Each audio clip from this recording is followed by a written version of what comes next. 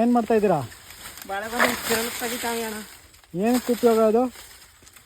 ಇದು ಇದಕ್ಕೆ ಕಿಡ್ನಿ ಸ್ಟೋನ್ಗೆಲ್ಲ ಒಳ್ಳೇದಾ? ಒಳ್ಳೇದು ಅಣ್ಣ. ಸರಿ ಸರಿ. ಇದರಲ್ಲಿ ಏನು ಮಾಡ್ಬೋದು? ಪಲ್ಯ ಎಲ್ಲ ಮಾಡ್ಬೋದಾ? ಪಲ್ಯ ಎಲ್ಲ ಮಾಡ್ಬೋದು. ಹಾಂ.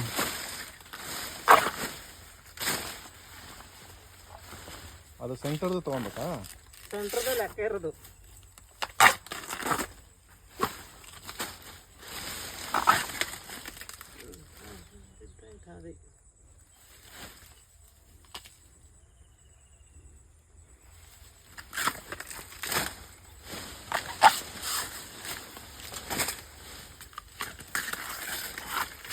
ಅದು ಬಾಳೆಗೊನೆ ಆದರೆ ಮಾತ್ರ ಬರೋದಾ?